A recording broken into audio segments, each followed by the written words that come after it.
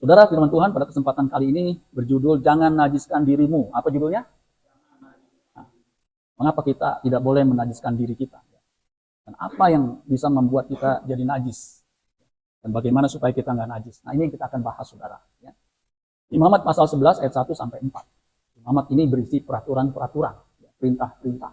Dikatakan begini, Imamat 11 ayat 1. Lalu Tuhan berfirman kepada Musa dan Harun, katanya kepada mereka. Ini firman Tuhan. Katakanlah kepada orang Israel begini, inilah binatang-binatang yang boleh kamu makan dari segala binatang berkaki 4 yang ada di atas bumi.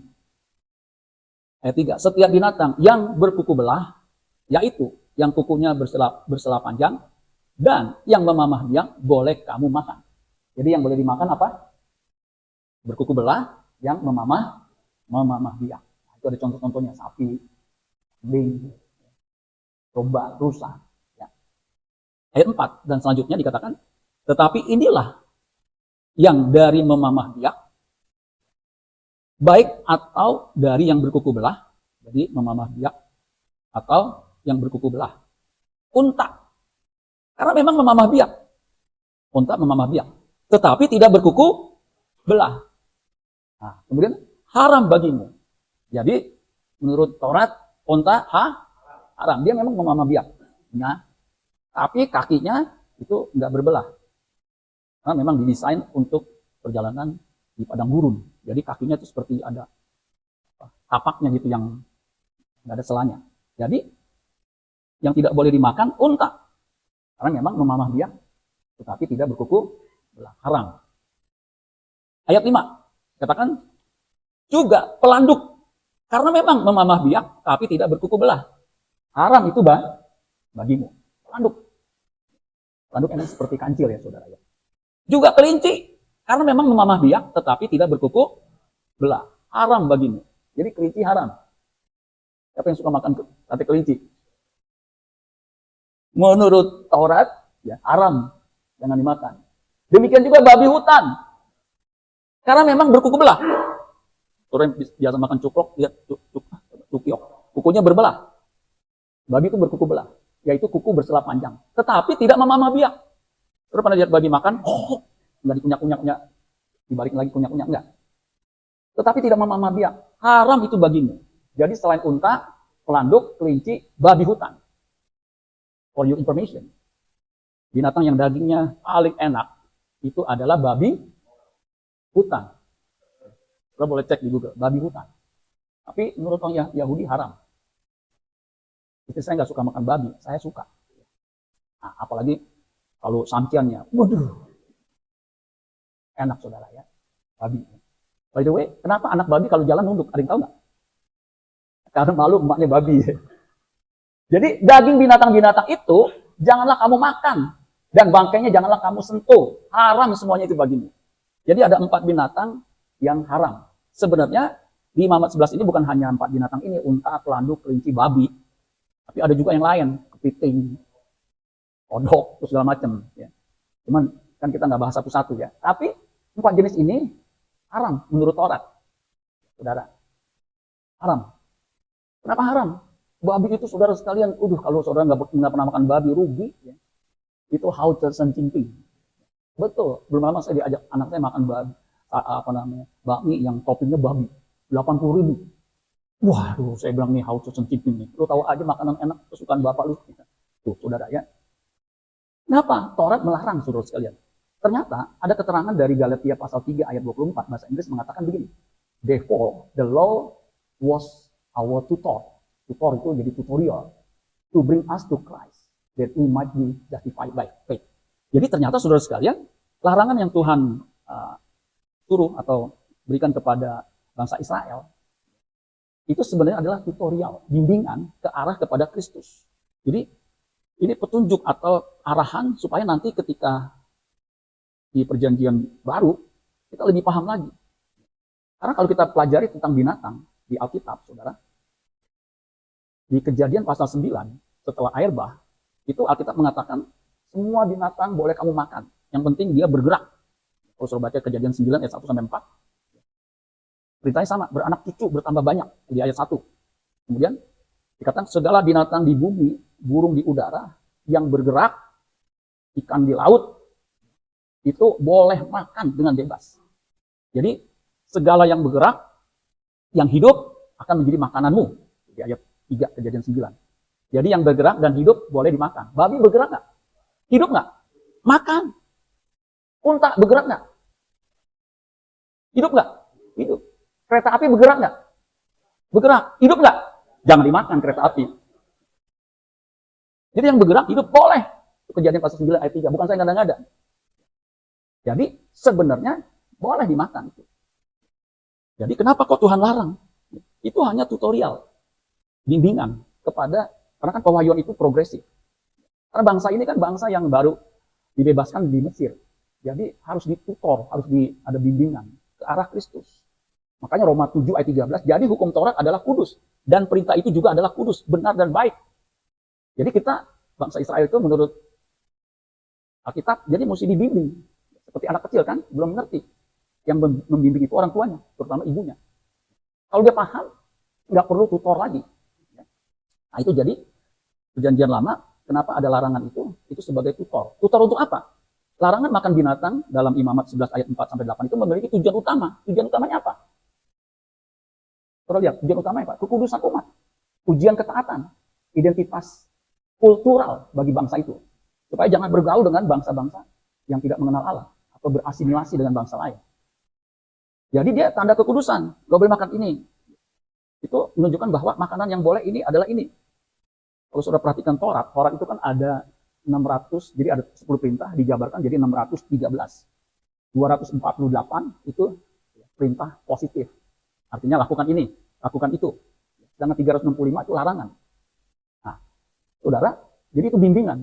Kalau bagi kita umat perjanjian baru, ada Roh Kudus di dalamnya, kita bisa membedakan tangan kanan, tangan kiri, baik atau benar.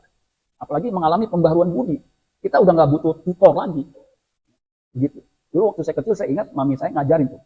2 tambah 2, lu perhatiin ya. Berapa? Nih, kasih contoh, kasih garis tuh. Hitung, 1, 2. Tambah, 1, 2. Berapa? 4. 1, 2, 3, 4. Itu bimbingan. Kalau sekarang kan, udah nggak perlu lagi, saudara sekalian. 4 kali 4 berapa? Hitung, 4 kali 4 berapa? 16. Sempat nggak sempat mesti dibalas. 7 kali 7. 49. 17. Yang penting penampilan. Nah, itu hanya sebagai tutor, tanda kekudusan, menghindari ritual kafir. Karena orang kafir pada waktu itu di sekitar bangsa Israel yang keluar dari Mesir, itu menggunakan binatang untuk dipersembahkan. Mencegah asimilasi sosial. Karena makan itu kan kebersamaan. So nanti bisa jadi bergaul gitu. Dulu saya nggak bisa makan sushi sashimi. Itu menurut saya makan yang paling kagak enak. Nah, ini diajak bos saya, makanan Jepang. Tuh cobain nih. Saya bilang, ini mentah, saya nggak doyan. Cobain. Nggak bisa. Karena bos, cobain. Perintahkan, saya makan. Maaf saya, nggak ada. Mendingan saya nggak usah makan. Untung bos saya baik. Untuk sekarang juga baik, saudara. Udah nasi goreng aja. Nasi goreng saya habuk, saudara. Nah, itu begitu. Sampai saya mikir, kenapa sushi sashimi mahal, saudara? Saya nggak bisa makan, sebab nggak biasa. Ini bos suka makan itu. Dari kecil udah biasa. Saya coba makan, saya beli sendiri. Nggak bisa nih. Mahal waktu itu ya. 50.000. Itu kan mahal. Sekarang nggak tahu berapanya. Supaya saya bisa makan lagi sama si bos itu. Kalau nggak kan nggak enak ya. Akhirnya saya paksa. Ada penyesuaian. Bisa tuh lidah saya. Jika diajak lagi, yuk makan yuk. Wah, saya bilang ini haus ke Sinting. Tuh. Jadi penyesuaian, saudara. Kalau bangsa kafir itu kan buat penyembahan berhala. Jadi Tuhan sengaja melarang makanan tersebut. Jadi sebenarnya persoalan utamanya, esensinya itu bukan soal makan minumnya itu, bukan soal makanannya itu. Saya karena nggak biasa makan mentah, saudara biasa nggak? Nggak bisa masuk. Tapi kalau yang udah biasa, sashimi apalagi pakai sambal hijaunya sama itunya, dimakan, enak. Nah, jadi persoalan utamanya itu kebersihan jiwa. Kebersihan jiwa kan di dalam, susah ya. Nah, kalau kita nggak bisa menjaga kebersihan tubuh yang kelihatan gini, sulit menjaga kebersihan jiwa yang nggak kelihatan. Makanya di dalam PB, makanan minuman itu bukan persoalan. Amin. Asal ada makanan, cukup. Saya sekarang nih, apalagi udah umur seperti ini. Makanan apa aja saya makan. Makanya kalau istri saya ajak makan, yuk makan apa? Makan apa? Terserah kamu. Sebab saya menyesuaikan diri. Kalau banyak variabelnya dia confused. Makan ini nggak bisa, makan ini nggak bisa. Jadi terserah. Apa yang kamu pilih, saya makan. Begitu, saudara. Sampai dia kadang-kadang nggak enak. So, kamu pilih aja deh makanan apa. Saya pilih yang ini. Gitu, saudara. Karena makanan minuman itu bukan masalah. Sebab kerajaan Allah bukan soal makan minuman. Food and drink. Food and beverage. Tetapi soal apa? Kebenaran, damai sejahtera, dan sukacita oleh Roh Kudus. For the kingdom of God is not eating and drinking. Katakan eating and drinking. Eating itu makan. Bahasa Inggris pakai gerund. Eating, makan. Drinking, minum. Bahasa Inggris ya. Kalau makan, kalau bahasa Belanda, makan eaten. Minum, drinken. Nah, sama tuh. Kalau makan nggak minum-minum, kesereten. Jadi, jangan jadi persoalan. Ya. Soal makan minum. Karena persoalan yang utama kebenaran, damai sejahtera, dan sukacita oleh Roh Kudus. Kalau tiga itu nggak ada dalam diri saudara, harus jadi persoalan. Ada sesuatu yang nggak beres. Karena kalau makanan masuk, nanti larinya kemana? Jamban, saya pernah diajak makan di Filipina kalau salah ya. Waduh, itu kepiting gede begitu saudara. Waktu saya lihat bilnya, buset. Waktu itu ya, kurs masih 2.500, 350. Sekarang mungkin kalau dikali 10 itu 3,5 juta. Jadi sekali makan cepeceng gitu. Makan. Kan ditraktir ya, makan saudara. Nanti waktu saya makan, kepiting yang 3,5 juta sama nasi padang yang 25.000, larinya kemana? Larinya kemana? Itu tuh. Ke jamban. Jadi, Yesus mengajarkan begini. Digedein coba ya. Di Markus pasal 7 ayat 18 sampai 29. Maka jawab Yesus, apakah kamu juga tidak dapat memahaminya? Tidak tahukah kamu bahwa segala sesuatu dari luar yang masuk ke dalam seseorang tidak menajiskan? Jadi babi, unta, kelinci, pelanduk, kepiting, semua itu tidak menajiskan. Karena bukan yang masuk ke dalam hati, tetapi ke dalam perut. Karena bukan masuknya ke dalam hati, tapi ke dalam perut. Lalu dibuang ke jamban. Mau yang 3 juta, mau yang mahal. Larinya kemana? Jamban. Tuh. Dengan demikian, ia menyatakan semua makanan halal. Jadi kalau saudara disajikan ada babi hong, babi merah, babi kecap, babi ngepet, apapun suruh makan. Cuman hati-hati. Jangan jadi batu sandungan. Amin. Bekas persembahan suruh makan. Nanti orang lihat, ya orang Kristen rakus. Itu jadi batu sandungan. Nah, katanya lagi, ditegaskan. Kalau lagi kan ditegaskan. Apa yang keluar dari seseorang, itulah yang menajiskan. Yang keluar nih, kata-kata hujat. Setan nih orang. Panas ya, dia mampus. Itu tuh hujat tuh. Itu menajiskan.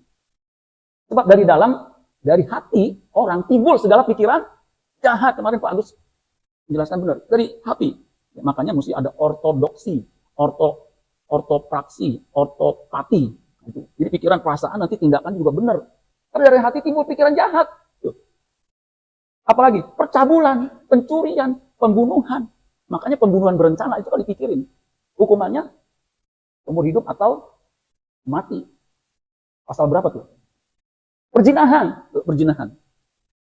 Keserakahan, kejahatan, kelicikan, hawa nafsu. Iri hati. Iri hati itu di dalam tuh. Hujat, kesombongan, kebebalan. Semua hal-hal jahat ini timbul dari dalam. Dan apa? Menajiskan orang. Itu saudara. Makanya Yesus bilang, soal makan enggak ada masalah. Masalah batin itu bisa menajiskan. Dari dalam itu keluar, bisa mengotori. Makanya hati-hati saudara dengan yang di dalam ini. Yang di dalam hati itu bisa menajiskan. Jadi kebalikan. Makanya kenapa di dalam perjanjian lama itu ada larangan itu sebagai tutorial. Karena kebenaran firman itu mutlak. Kalau membunuh, alasan apapun tetap membunuh. Mencuri demi untuk susu anak, tetap mencuri, nggak bisa dibenarkan, dijustify, nggak apa-apa kok buat anak, nggak bisa. Makanya kebenaran di dalam ketika kerajaan surga itu absolut, tetap nggak bisa. Amin saudara. Makanya masuk ke esensi di pikiran ini. Yesus ngajarkan, kalau saudara baca Matius pasal 5 ayat 1 dan seterusnya sampai pasal 6, pasal 7, itu ajaran etika kerajaan Allah. Jika kamu memandang perempuan, kemudian apa? Menginginkannya. Matius 5 ayat 28. Apa yang terjadi? Memandang perempuan, bentuknya kayak mobil BMW, bahaya montok wele-wele. Timbul pikiran, ting-nyut-nyut. Nah, kamu sudah berzina di dalam hatinya, di dalam batin. Loh, memang begitu. Karena dimulai dari pikiran. Karena manusia ini, Kejadian pasal 6 ayat 5, kecenderungan hatinya jahat, kecenderungan hatinya cabul, kecenderungan hatinya itu sulit diprediksi. Makanya pikiran manusia itu nggak pernah berhenti tuh. Muter terus. Saya kadang-kadang nggak bisa tidur kenapa? Banyak yang dipikirin, muter begitu. Nah, jadi terus sekali kecenderungan hati ini bisa jahat. Perzinahan itu kan nggak dimulai mendadak. Lihat dulu, wih, cakep nih cewek ini. Dari mana? Mojang Priangan. Padahal udah punya bini. Mentang-mentang uang banyak, dipanggil lah itu. Apa itu? Nah itu, memandang. Dilihat, orang mandi kok cakep begini ya. Panggil. Dipanggil, wah pas lebih deket begini. Waduh, kamu istri siapa? Istri prajurit tuan. Siapa nama prajurit Anda? Prajurit suami Anda. Siapa namanya? Uria. Waduh, udah. Orang pria itu kalau udah nafsu di ubun-ubun, udah nggak bisa deh tuh. Berzina tuh sama si Betseba. Suaminya dibunuh. Daud itu raja, urapannya 3. Urapan raja, imam, dan nabi. Jadi persoalan pikiran hati-hati. Hawa ketika memandang buah itu, dilihatnya tarik. Tuh, saudara. Makanya persoalan utama itu masalah spiritualitas. Makanya yang mesti dibereskan tuh hati. Amin, saudara sekalian. Sebab itu jika engkau mempersembahkan persembahanmu, itu kan ajaran Yesus tadi itu. Tadi kan ayat 28 ini sebelumnya. Di atas mesbah dan engkau teringat akan sesuatu yang ada dalam hati saudaramu terhadap engkau. Jadi ada cekcok mungkin, sehingga saudaranya itu sakit hati atau kepahitan. Tinggalkanlah persembahanmu di depan mesbah itu dan pergilah berdamai dahulu dengan saudaramu. Lalu kembali untuk mempersembahkan persembahanmu. Jadi, rekonsiliasi dengan saudara karena bukan urusan rohani, bukan urusan persembahan. Itu penting. Kalau mau doa kita kejawab, kita mesti beres sama istri. Amin, saudara sekalian. Jadi ini masalah batin, masalah spiritual. Lebih lanjut, membenci sama dengan hidup dalam kegelapan. 1 Yohanes 2 ayat 9. Coba dibuka ya. Ini membenci saudara sekalian. Ini kan nggak kelihatan. Kelihatan sih kalau kita lihat wajahnya dari ini kayak rasa nggak suka begitu ya. Itu pasti berasa. Barang siapa berkata bahwa ia berada dalam terang, tetapi membenci saudaranya, ia berada dalam kegelapan sampai sekarang. Tetapi barang siapa membenci saudaranya, ia berada dalam kegelapan dan hidup di dalam kegelapan. Ia tidak tahu kemana ia pergi karena kegelapan itu telah membutakan matanya. Dia akan masuk dalam kegelapan yang paling gelap. Makanya hati-hati dengan kebencian ini. 1 Yohanes 3:15. Setiap orang yang membenci saudaranya adalah seorang pembunuh manusia. Pembunuh. Rasul Yohanes bilang, kamu tahu bahwa tidak ada seorang pembunuh yang memiliki hidup yang kekal di dalam diri. Enggak bisa masuk kerajaan surga. Yang membenci saudaranya, ditegaskan lagi 1 Yohanes 4 ayat 20. Pendusta. Pendusta. Jadi saudara, masalah batin ini pendusta. Jadi membenci sama dengan hidup dalam kegelapan, membenci sama dengan membunuh, sama dengan berdusta. Makanya penting nih. Yang luar makanan itu hanya tutorial, bimbingan supaya kita masuk ke dalam kebenaran yang esensi yang diajarkan Yesus. Kalau nggak bisa. Anak kecil kalau nggak mulai diajarin yang mudah dulu ya, ini nggak boleh ya, atau ini jangan ya. Itu sulit. Belum lama saya dikirimin tuh. Sampai saya nonton, ini kenapa perempuan bisa berantem di lift, kan lift ada itu. Tadi saya nggak tertarik, tapi berantem betul-betul serius. Saya tahu kan kalau perempuan berantem. Ternyata dari awal lift itu waktu terbuka anaknya udah duluan, tapi dia nggak langsung masuk begini, dia kan pintu, ini koridor, ini lift kan, dia buka begini, dia main gini, cukup lama gitu, mungkin nungguin mamanya masuk. Si wanita itu nunggu, dek, ayo dek, mamanya datang masuk, tutup ya, di sini masih kelihatan dek gitu ya. Mamanya mungkin dengar nih perempuan ngomong begini ya, wah cekcok, langsung jatuh-jatuhan sampai jatuh-jatuhan, smackdown begitu. Yang kurang ajar, mamanya bilang, tonjok tuh. Anak kecil 10 tahun, 12 tahun, tonjok. Ini bimbingan orang tua kayak begini, tuh anak udah gede, itu pasti jadi kriminal tuh, jahat tuh pasti kalau dia kerja di kantor, waduh, nggak bisa diatur tuh. Kalau dia jadi pendeta, itu saudara sekalian, jemaat yang nggak bayar perpuluhan, ditonjok tuh. Repot tuh. Ngeri saudara. Dulu saya pikir bercanda, ada tuh, pendeta, gelarnya S3, sarjana hukum, uangnya banyak. Ternyata saudara sekalian, otaknya sedeng. Masa udah punya istri, foto sama jemaatnya masih muda-muda. Bininya kagak diajak. Itu kalau bininya istri saya, itu malam mungkin dipotong habis. Saudara. Kalau istri saya bilang, itu selingkuh tuh. Lu jangan ya. Cuma gitu bilang. Loh kenapa? Gua potong habis lu. Saudara, saya sampai kaget, habis mam. Udah dah, lu jangan macam-macam deh. Dia nggak rela saudara sekalian. Jadi, itu bimbingan harusnya dari yang muda. Kalau enggak, saudara sekalian, ini soal membenci, soal iri hati, ini enggak main-main, saudara. Orang yang punya kebencian, iri hati itu dirasuk roh jahat, saudara. Kalau saudara baca Saul itu dirasuk roh jahat. Itu karena iri hati. Kalau saudara lihat di 1 Samuel 16 ayat 14. Tetapi roh Tuhan telah undur daripada Saul. Dan sekarang ia diganggu oleh roh jahat yang daripada Tuhan. Jadi roh jahat daripada Tuhan, maksudnya roh jahat diizinkan Tuhan tuh masuk ke Saul. Ayat 23. Dan setiap kali apabila roh yang daripada Allah itu, seperti roh jahat yang diizinkan, hingga pada Saul, maka Daud mengambil kecapi dan mainkan, supaya lega. Ada pujian penyembahan memang membuat roh jahat itu nggak bisa tenang, pasti keluar. Makanya penting, pelayan Tuhan itu pujian penyembahan. Dia ambil kecapi, Saul merasa lega, dan roh jahat itu undur daripadanya. Kenapa saudara sekalian dia ada kebencian, ada iri hati? Kalau saudara baca ceritanya, di 1 Samuel 18 ayat 6 sampai 11, itu setelah Daud mengalahkan Goliat. Goliat tingginya tuh 3 meter.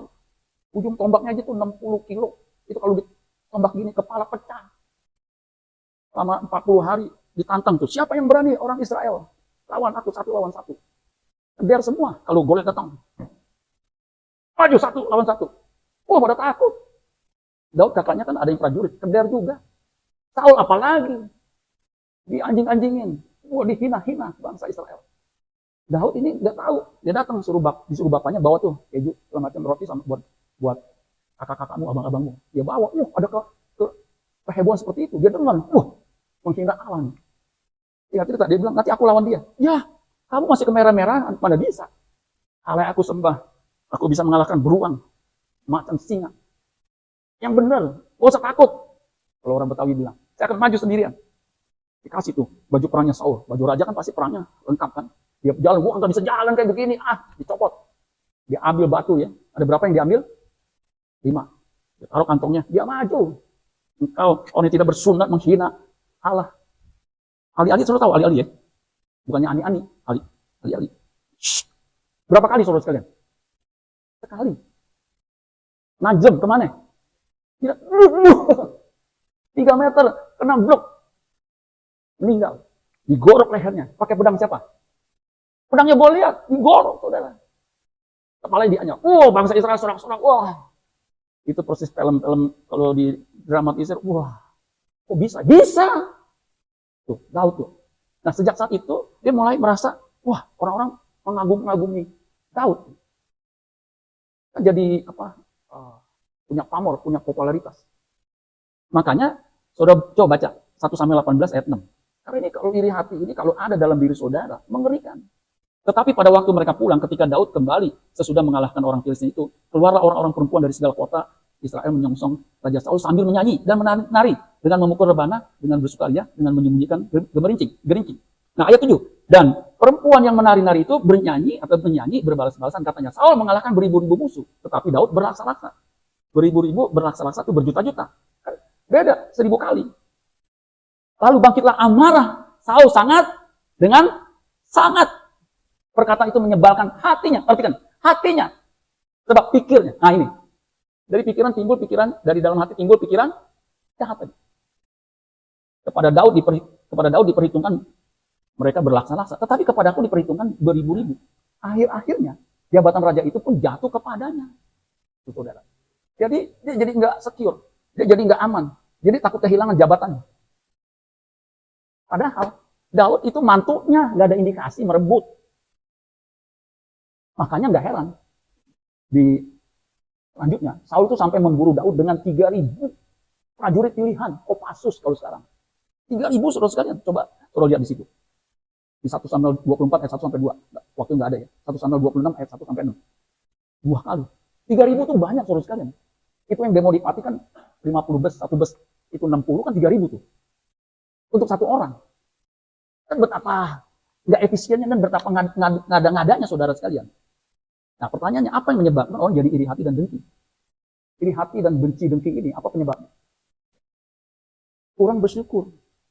Harusnya kan ada yang mengalahkan pamor Israel kan jadi nggak jatuh. Harusnya bersyukur tuh.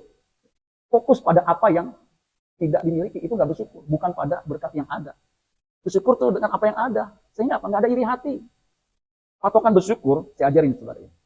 Patokan bersyukur itu kalau kita masih bisa napas. Coba, saudara masih napas ya? Bersyukur. Ada orang nafasnya nggak teratur. Ada jemaat kita, waktu saya pernah besuk ya, dia mengalami aritmik. Aritmik itu jantungnya nggak berirama. Jadi tuk, duduk, tuk, duduk. Jadi nggak stabil, kayak vertigo begitu. Kalau kita kan enak kan, irama kan.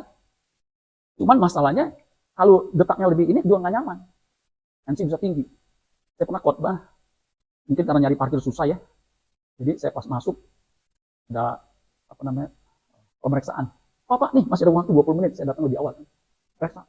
Pas diperiksa 135, kok 137 atasnya. Oh Bapak tinggi Pak ya? Waduh, saya bilang, apa tinggi ya? Memang saya agak ngos-ngos segitu ya, memang jalannya agak lumayan jauh. Coba Pak tenang dulu Pak, dites lagi kok masih tinggi ya? Saya udah mesti khotbah nih. Jangan-jangan Bapak stres mau khotbah. Ya itu kan saya udah sering kali di situ. Akhirnya saya khotbah selesai kan?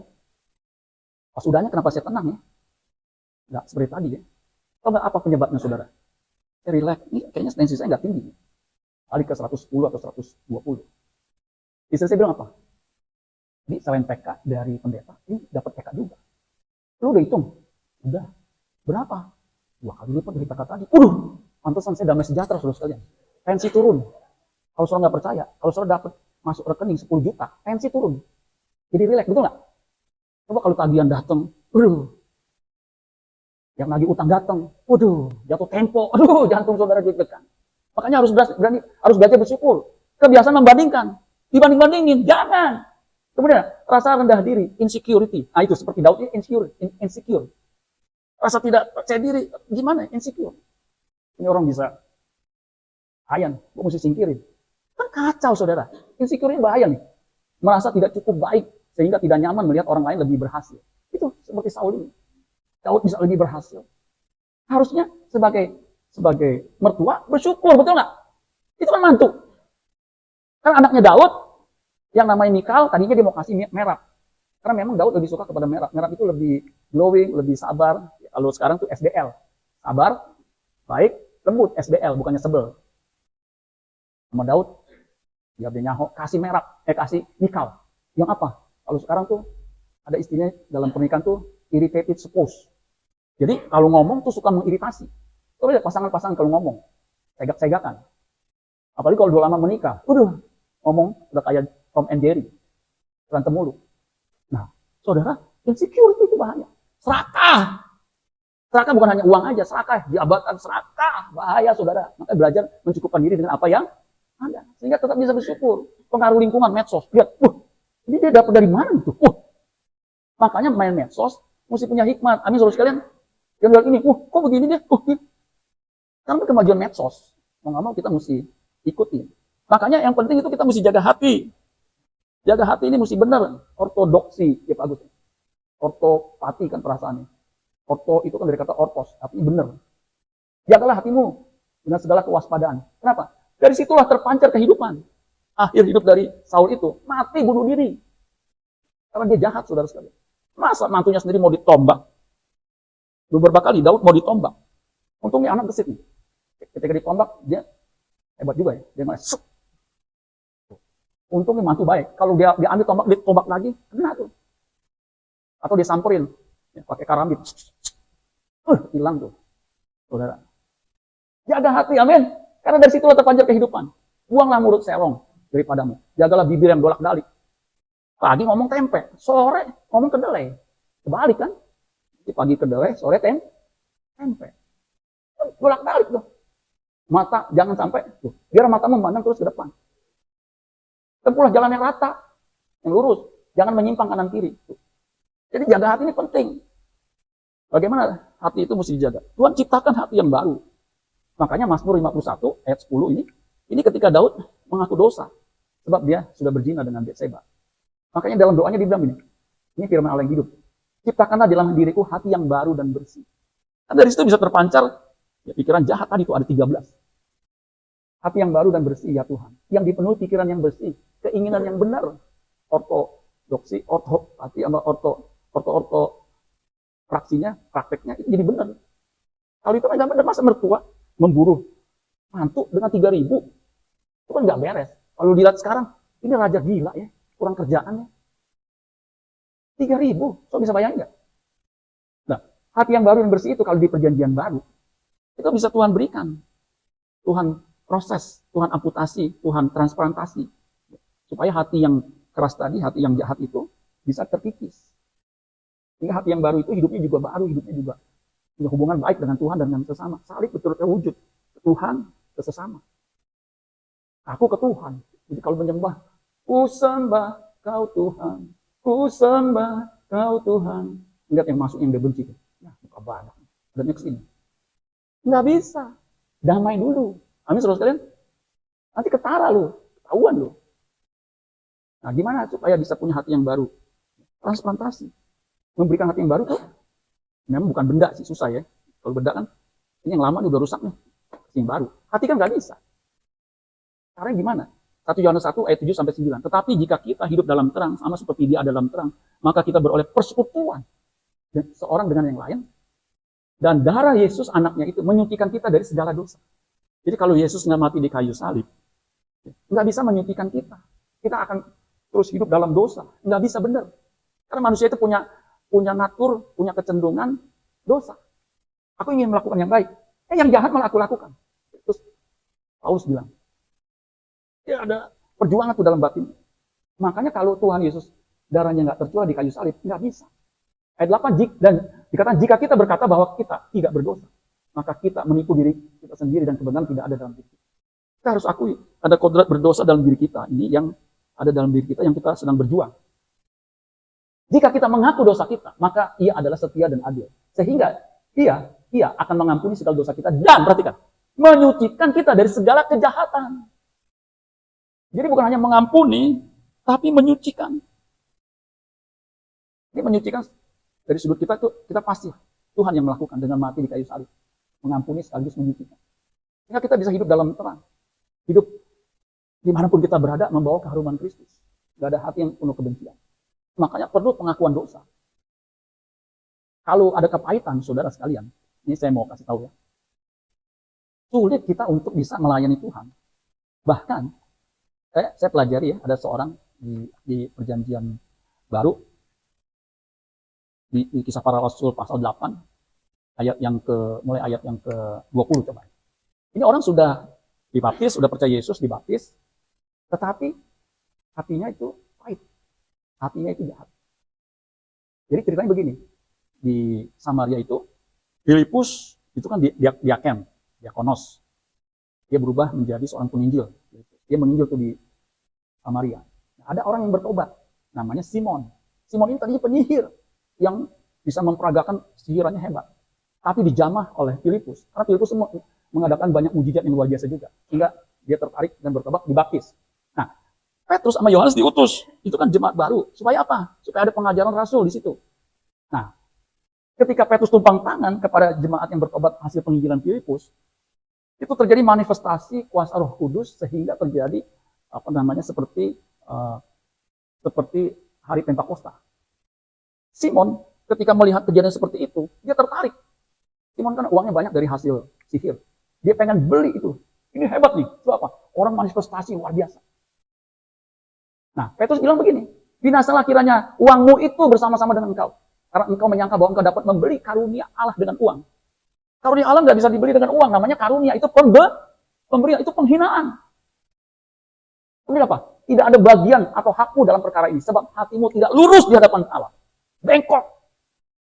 Hati-hati tuh. Makanya khotbahnya Pak Agus kemarin tuh waktu saya catat. Saya bilang ini betul. Batin itu penting. Tidak lurus di hadapan Allah. Kalau di hadapan manusia kita bisa sembunyi-sembunyi. Betul nggak? Pura-pura ramah. Hai bro, apa kabar? Dalam hati ini. Kurang ajar orang. Kan kita nggak tahu, betul nggak? Ibu-ibu. Lihat ini. Bagus rambutnya dalam hati. Ondek kayak begini tuh. Kita nggak tahu. Makanya belajar lurus. Memuji dengan tulus. Amin, saudara sekalian. Itu kan mesti belajar. Amin. Banyak orang yang nggak mau belajar sehingga sampai dia mati, munafik. Sampai dia mati, nggak bisa bertobat. Tidak ada bagian atau hakmu dalam perkara sebab hatimu tidak lurus di hadapan Allah. Supaya hatinya lurus, itu mesti ditransplantasi, mesti disucikan, mesti dibenerin. Kalau enggak, sampai mati, hatinya keras. Jadi bertobatlah dari kejahatanmu dan berdoalah kepada Tuhan supaya ia tadi apa? Mengampuni niat hatimu ini. Sebab kulihat, ini rasul. Petrus itu rasul utama loh. Atas batu karang ini aku dirikan jemaatku, Yesus bilang. Sebab kulihat bahwa hatimu telah seperti empedu pahit dan terjerat dalam kejahatan. Dia masih jawab nih, jawab Simon, hendaklah kamu berdoa untuk aku kepada Tuhan, supaya kepadaku jangan kiranya terjadi segala yang telah kamu katakan itu. Menurut tradisi, Simon yang dari Samaria ini tidak bertobat, malah makin menjadi-jadi. Dia dendam, dia ketemu lagi sama Petrus. Bahkan makanya hati-hati dengan roh jahat. Konon katanya dia bisa memperagakan kalau sihir yang selama ini kelas bawah, kelas atas. Tradisi mengatakan dia bisa terbang, orang-orang bisa lihat. Lihat, gue lebih hebat dari rasul, lebih berkuasa. Ini nggak dicatat di Alkitab ya. Cuman tradisi mengatakan Petrus dia ketemu lagi, lawan lagi. Kuasa kegelapan nggak bisa lawan kuasa Allah. Habis saudara sekalian, akhirnya Simon ini binasa. Makanya ada istilah simoni. Tahu simoni? Jadi kalau dalam kekristenan, dalam kumpulan Kristen, sinode segala macam, orang yang pakai uang demi jabatannya, itu namanya simoni. Itu asal dari simoni ini. Hati-hati, kalau nggak bisa bertobat, udah keras, nggak bisa diperbaiki, sampai mati. Kira-kira Simon ini ada di mana saudara sekalian? Nah, karena hidup dalam kegelapan, dendam dia. Harusnya kan bertobat, betul nggak? Jangan sampai hati kita keras. Ya, hati kita keras ketika pendeta khotbah. Dia kan nggak bermaksud, saya mau tujuan ke siapa nih? Enggak. Malah pendetanya dimusuhin. Bahkan ada yang saya tahu nama pendetanya. Dia kan habis khotbah, dia salaman. Waktu salaman, ditonjok. Benar saudara. Habis masa sih? Ya, saya ada di situ Pak. Saya lihat ditonjok. Saya pas dengar gitu, kalau ada yang salaman, saya udah siap bingkang begini. Ditonjok. Oh, aduh. Ya, untung ya, udah pendeta pulang, tahun belum pernah nonjok. Saya lihat bagaimana self defense. Jadi kalau ditonjok gimana? Ikan kan? Oh, balas? Tuh, saudara. Jadi hati-hati lu nonjok gue begini, lu begini kena. Itu bukannya bertobat, orang nonjok pendetanya. Saya kan pernah ngundang juga tuh pendeta di tempat saya. Yang itu Pak, oh saya tahu. Gimana tuh? Kenceng Pak, tonjokannya. Dia balasnya, dia nggak balas. Wah kalau gue mau gue balas. Tonjok begini, udah gue masuk. 2 kali, masuk. Hook masuk. Pakai siku, masuk. Masuk. Bercanda saudara ya. Dia nggak ngelawan saudara. Aduh, ampun deh. Jadi, makanya kalau ada suara Tuhan menegur, jangan keraskan hatimu. Terus nggak bisa diperbaiki ntar. Bagaimana menjaga hati dengan bersih? Secara aktif dengan firman. Makanya nih, kenapa khotbah itu firman? Itu dikatakan Amsal 4 ayat 20 sampai 22. Ya isinya kurang lebih. Tadi kan ayat 23, jagalah hatimu. Nah ini di ini nih. Caranya gimana? Dengarkanlah hai anakku, perhatikanlah perkataanku, arahkanlah telingamu kepada ujaranku. Pada firman itu mesti diperhatiin. Saya kadang-kadang nggak ngerti Pak, ini Bapak maksudnya apa. Makanya pendeta ketika khotbah Tuhan, urapi hambamu, urapi jemaatmu. Supaya bisa ngerti. Orang saya khotbah di Pak Ernest, sering nanya, Pak itu paling lama 3 hari gimana? Ya lu gimana? Itu kan paling lama 3 hari nanti dibangkitkan. Itu menunjuk kepada Yesus. Intinya adalah, kalau mati dalam Yesus, Yesus kan bangkit. Nanti kamu juga dibangkitkan. Oh 3 hari Pak, rohnya masih ada. Ya itu kan tradisi, kepercayaan. Pada waktu itu ketika orang mati, konon rohnya masih di situ selama 3 hari. Makanya Hosea bilang paling lama 3 hari, nanti dibangkitkan. Amin saudara sekalian. Jadi ada pencerahan ke firman. Bagaimana seorang muda dapat mempertahankan kelakuannya bersih? Sesuai firman, jaga sesuai firman. Yohanes 15 ayat 3. Kamu memang sudah bersih karena firman yang telah kukatakan. Firman ini membersihkan. Kuduskan mereka dalam kebenaran. Firmanmu adalah kebenaran. Itu kita aktif baca kitab suci, doa tiap hari. Supaya apa? Hati dibersihkan. Kemudian kita juga mesti, tadi kan aktif. Ini self defense. Menghindar. Nih.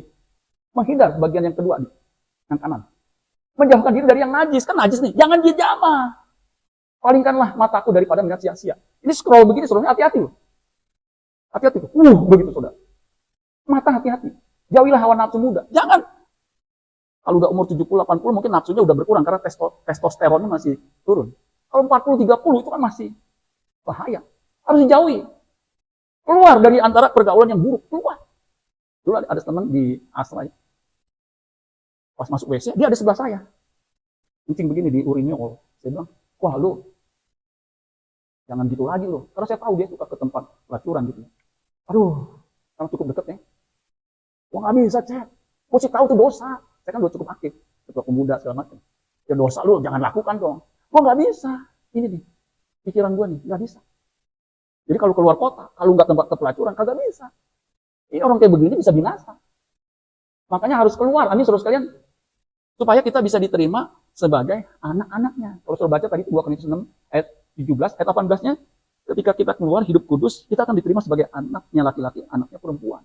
Di ayat 7-nya, pasal 7-nya ayat 7-nya, sebab itu saudara-saudara yang kekasih, karena kita mau janji-janji, mari kita menyucikan diri dari segala yang menajiskan tubuh kita. Kita aktif.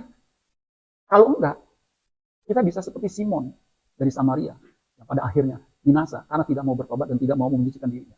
Amin buat firman Tuhan. Tepuk tangan buat Tuhan Yesus.